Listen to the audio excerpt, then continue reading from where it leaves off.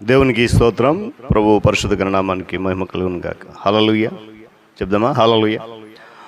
మంచిది పిల్లరా, దేవుడు తన మహాకృపను బట్టి మరొక నూతన ఉదయకాల సమయంలో వేకునే రీతిగా ఆయన పాద సముఖంలో ఉండి ఆయన నామాన్ని స్తుతించి ఆరాధించి గణపరచడానికి ప్రవహించినటువంటి విలువైన శ్రేష్టమైన అనుకూల సమయాన్ని బట్టి ప్రభు నామానికి మహిమ కలుగును గాక. క్రీస్తునందు ప్రియులు, దైవజనులు, స్నేహితులు, విశ్వాసులు, సహోదరి సహోదరులు, ఈ కార్యక్రమాన్ని వీక్షిస్తున్న ఆత్మీయ జనాంగం అంతటికి మన రక్షకుడైన యేసయ్య నామములో ఉదయకాలపు శుభములు మరియు వందనాలు తెలియజేస్తూ ఉన్నారు. మీరంతా బాగున్నారు కదా? చాలా సంతోషం.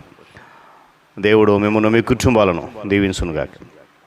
రండి, ఈ దినము కూడా మిమ్మల్ని ప్రేమతో ఆహ్వానిస్తున్నాను. అనుదిన అభివృద్ధి ఉదయకాలపు ధ్యానాలు అనేటువంటి ఆధ్యాత్మిక కార్యక్రమంలో నాతో పాటు పాలుభాగస్తులై వాక్యాన్ని ధ్యానించి దైవాశీర్వాదాలు పొందండి. బైబిల్ సగంలోనే తరచి చూడండి, లేని పక్షం చదివే మాట విని గ్రహించి వాక్యతనంలో పాలుభాగస్తులు కమ్మని మనం చేస్తూ నేటి దిన ధ్యాన వాక్యంగా యెషయా గ్రంథము 50వ అధ్యాయము 4వ వచనం ఒక మాటను నేను చదువుతూ ఉన్నాను.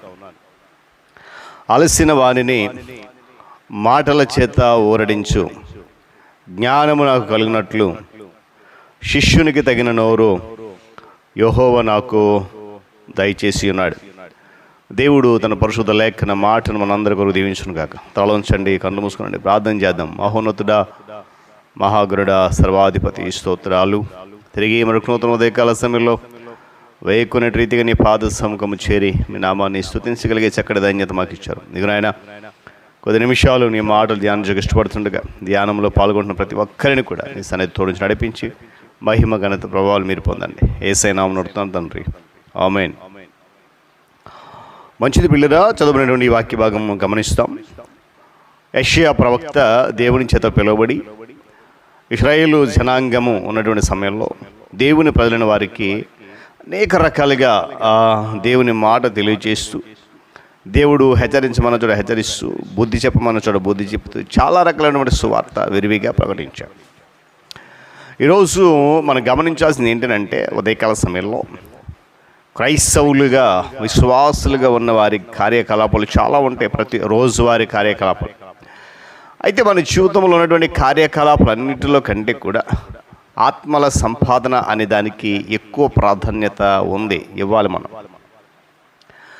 అయితే ఈరోజు గమనించినప్పుడు ఏ క్రైస్తవుడు, ఏ విశ్వాసి కూడా దీనిని సంపూర్తిగా చేయలేడు. ఏ స్థలము దీనికి సరైనది కాదు, ఏ సమయము దీనికి అనుకూలము కాదు. ఇప్పుడున్న పరిస్థితుల్లో చాలా కష్టతరం అయిపోయింది దేవుని సువార్త ప్రకటించడం. ఒకవేళ సువార్త ప్రకటించిన దానిని నమ్మి బయటకు రావడం అనేది ప్రజలకు అంత సాధ్యతరమైనటువంటి పని కాదండి. ఎందుకు తెలుసా? ఈరోజు మనము కొందరిని సంపాదించాలంటే మనము సంపాదించబడే విధంగా ఉండాలి. వీళ్ళు గమనించండి, ఆత్మను సంపాదించేవాడు ఎప్పుడు కూడా ఆ ముఖం మీద చిరునవ్వుతూ ఉండాలంట. యెషయా ప్రవక్త చేసింది అదే. అతడు శుభవార్తను తీసుకువెళ్ళటం లేదా నిరాశ వెళ్ళటానికి, మంచి వార్త తీసుకువెళ్ళట్లేదా కూడా దిగులుగా వెళ్ళటానికి. గమనించాలి, తనకున్నటువంటి భారాన్ని, ఏంటి ఆ భారం అంటే ఆత్మల సంపాదన భారాన్ని ఒక విచారమైనటువంటి వదనముతో, ముఖముతో చూపించాల్సినటువంటి అవసరం లేదు. యేసుక్రీస్తు ప్రభువారు మనం చూస్తాం ఆయా చిత్రాల్లో సముద్రపు తీరాన, గలిలయ సముద్ర తీరాన, లేక తోటల్లో, కొండ శిఖరాన్ని ఇలా ప్రకటించినప్పుడు నవ్వుతూ ప్రకటించినటువంటి సత్యాన్ని మనం గుర్తుపెట్టాలి. ఆత్మ సంపాదన గురించి ఒక చక్కని వివరణ కీర్తన 45వ సంకీర్తనలో మొదటి చిన్న ఉంది. ఏమన్నా తెలుసు? అక్కడ ఒక దివ్యమైన సంగతితో నా హృదయం ఉప్పొంగుచున్నది, నేను రాజును గూర్చిన ఆ కీర్తనను రచించిందని పలుకుతాను, నా నాలుక త్వరగా వ్రాయమని కలవమలు ఉన్నదని చెప్తాను. గమనించాలి కాదు పిల్లలు, గమనించండి, మధురమైనటువంటి మాటలు. ఈరోజు క్రీస్తులో ఉన్నటువంటి ప్రతి విశ్వాసి, ప్రతి క్రైస్తవుడు మధురమైనటువంటి మనుష్యులాగా ఉండాలని దీని ఒక వాక్యం చెప్తున్నమాట. యేసుప్రభు వారికి బిరుదు ఉంది, సర్వలోక రక్షకుడు, మహోన్నత. ఇవన్నీ కాదు, ఈ లోకానికి వచ్చిన తర్వాత బిరుదు ఏంటంటే పాపులకు స్నేహితుడు అని. ఎవరికంట? తండ్రి దగ్గర ఉన్నప్పుడు, ఉన్నతని శిఖరం మీద ఉన్నప్పుడు ఆయన యొక్క బిరుదులు అంటే మహోన్నతుడు, ఉన్నతమైనడు, శక్తిమంతుడు, సర్వాధికారి, ఇలా చాలా ఉన్నాయి. కానీ శరీరానుసారంగా భూలోకి వచ్చినప్పుడు ఆయన పొందుకునే బిరుదు ఏంటంటే ఇతను, లేక ఈ వ్యక్తి పాపులకు స్నేహితుడు. వీళ్ళగా మనం తోటి వారిని సహవాసునికి నడిపించడానికి స్నేహం అనేది ఒక మంచి గాలమని వాక్యం చెప్తుంది. కరచలనము, ప్రేమపూరితమైనటువంటి పలకరింపు, సున్నితమైనటువంటి అభినందన, ఇవన్నీ ఆ వ్యక్తులను ప్రభు దగ్గరికి తీసుకొస్తాయి. గమనించాలి, ప్రతి సాంప్రదాయంలోనూ దాని పద్ధతులు, అలవాట్లు, ఆచారాలు ఉన్నాయి. అవి గౌరవించబడాలి, తిరస్కరించబడకూడదు ఏవి కూడా. ప్రతి ఏమండి ఆత్మ సంపాదకునికి ఉండాల్సినటువంటి లక్షణము ఏంటంటే హాస్యం. అది ఉపకరిస్తుంది. పగవాడు ఆ అసత్యాన్ని తేనె పూసి విక్రయిస్తున్నాడట. సత్యాన్ని మనం పొలని పదార్థంగా అందించవచ్చా? అబద్ధం చెప్పేవాడు దానికి ఏం చేస్తాడు, తీపిని పెట్టి విక్రయిస్తుంటే ఆ తీయని పదార్థమైనటువంటి దేవుని మాటలకు మనం పొల్లదనాన్ని కలిపి అందించవచ్చా? ఏమాత్రం కూడా అది జరగకూడదన్న విషయాన్ని గమనించాలి. పిల్లల ఆత్మ సంపాదన పనిలేని సమయంలో మనం చేసే ఆత్మ సంపాదన అనేది ఏదో ఖాళీగా ఉంటేనో లేకపోతే రిటైర్ అయిపోతేనో ఇంకా ఏ పని లేదో జీవితంలో అన్నట్టు ఆ సమయంలో చేసేది కాదు. మనకు వీలైనా కాకపోయినా క్రీస్తుని గురించి సాక్ష్యం ఇవ్వడానికి మనం ఎల్లప్పుడు కూడా సిద్ధంగా ఉండాలి. హల్లెలూయా చెప్పండి. హల్లెలూయా. ఏమండి సువార్తను గురించి ముచ్చటించాలి. ఏం జరిగినా ఏ విషయమైనా ఆత్మ సంపాదన అనేది ఏమండి మన జీవితాంత వరకు దహించేసి ఆసక్తిగా ఉండాలి. మన జీవితం చివరి వరకు కూడా గమనించాలి. ఉదయకాల సమయం సామాన్య జనులతోనూ విద్యావంతులతోనూ అనిపించకపోయినా తన విశ్వాసాన్ని వారితో పంచుకోవడానికి ప్రతి ఒక్కరూ కూడా ఆసక్తి కలిగి ఉండాలనే విషయాన్ని ఈరోజు మనం గుర్తుపెట్టుకోవాలి. చాలామంది భక్తులు, చాలామంది దైవజనులు ఇలాంటి సత్యాన్ని ఏమైనా పట్టుకొని బయలుదేరి అనేక మందికి మధురమైనటువంటి వారికి కనపడ్డారు.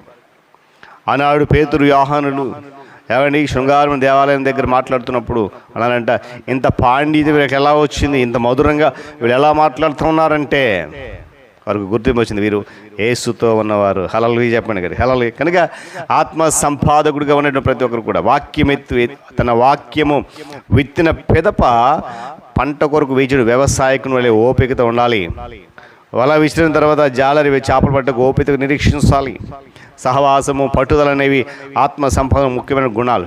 అనేక విఫల యత్నాలతో కూడినటువంటి ఈ ఆట యోగ్యమైనది మన జీవితంలో గమనించాలి. కాపరి ఏమండి యేసుక్రీస్తు ప్రభువారు తప్పిపోయిన గొర్రెలు ఏవి ఉంటాయి అవి వాటిని పట్టు విడవకుండా గొర్రె వెతికాడు. ఏమంటే తీసుకొచ్చాడు. 99 వాటిని వదిలిపెట్టాడు, కానీ తప్పిపోతున్న దాన్ని మాత్రం వెతికాడు ఆయన. అంత త్వరగా మనం విడిచిపెట్టకూడదు పిల్లలు. ఏ వ్యక్తి కూడా కఠినమైనవాడు కాదండి. ఏ వ్యక్తి కూడా ఏ స్థలము కూడా కష్టతరమైంది కాదు. ఏ వ్యక్తి కూడా మారడు అనడానికి అవకాశము లేదు. ఏ వ్యక్తి కూడా దేవుని మాటలు వినడు అనడానికి వింటారు, కానీ వారు వినే విధంగా మనము దాని దేవుని యొక్క సువార్తను ప్రకటించిన అవసరం ఉంది. చూడండి, సిమోను పేతురు మరి యేసుక్రీస్తు ప్రభు వారి యొక్క మాటను బట్టి ఆ వల లోతు విసిరినప్పుడు విస్తారమైనటువంటి చేపలు దొరికాయి. వారు వేరే గుదంలో వచ్చి సహాయం చేయమని అడిగారు వాళ్ళని. అంత విస్తారంగా గమనించారు. సువార్తీకరణలో భాగస్వామ్యానికి ఇది ఒక చక్కటి ఉదాహరణ. పౌలు అంటాడు కదా, పౌలు నాటును, అపోలో నీళ్లు పోయిను, దేవుడే దానికి వృద్ధి కలిగించారు. హల్లెలూయా చెప్పండి. హల్లెలూయా. కనుక దేవుని సన్నిధిలో, దేవుని పొలములో మనమంతా కూడా కలిసి పనిచేసినప్పుడు, విశ్వాసులుగా క్రైస్తవులుగా ఒకరు సహకరించుకున్నప్పుడు సవార్థీకరణ అనేటువంటి ఫలము అధికమవుతుంది. తద్వారా విస్తారమైన పంట ప్రభు కొరకు మనం కోయడానికి అవకాశం ఉంది. కనుక ఆ పంట కోయడానికి ప్రభు అన్నాడు కదా, విస్తారమైన పంట ఉంది కానీ కోసేవారు కొద్ది మంది ఉన్నారు, ఎవరైనా పంపుతాను, నా నిమిత్తం ఎవరు వెళ్ళాలి అని అంటే యెషయా అంటాడు, అయ్యా నేనున్నాను, నన్ను పంపు. ఈరోజు అలాంటి ఒక తీర్మానం మనం పొందాం. మధురమైనటువంటి మనుష్యుడిగా నేను ఉంటాను, నీ కొరకు జీవిస్తాను, నీ కొరకు విత్తనాలు విత్తి ఆ విత్తనాలు పంట కోసేటువంటి అధిక ఫలం వచ్చే వరకు ఓపికతో సహనంతో నీ కొరకు నడుస్తానని చెప్పి ఒక తీర్మానంతో ముందుకెళ్దాం. అట్టి కృప, ధన్యత ఆత్మదేవుడు మనకు దయచేయను కాక. తలలోంచి కన్ను మూసుకునండి. ప్రార్థన. మహాగణుడ, మహోన్నతుడ, సర్వాధికారి స్తోత్రాలు. తిరిగి మనకు నూతన ఉదయకాల సమయంలో శ్రేష్టమని నీ మాట పలకడానికి కృపణ ఇచ్చావు. మరి నాయన ఆరోగ్యం ఇచ్చావు. ప్రతి ఒక్కరు వినడానికి చక్కటి సమయాన్ని మీరు ఇస్తున్నాడు. వేకుని శ్రేష్టమైన సమయం ఇది. నీ కృపలో జ్ఞాపకం చేసుకున్నానికి స్తుతులు చెల్లిస్తూ ఈ కార్యక్రమం మరింతగా ఆధ్యాత్మికంగా లోతుకు నడిపించండి, బలపరచండి. ఈ కార్యక్రమం ద్వారా మీరు మాత్రమే మహిమ పొందండి. యేసుక్రీస్తు వారి శ్రేష్టమైన నామమున అడుగుతున్నాను మా తండ్రి, ఆమేన్. త్రియేక దేవుని దీవెన, ఆయన సన్నిధి కాపుదల సదాకాలం మనందరికీ తోడేండి నడిపించును గాక. ఆమేన్.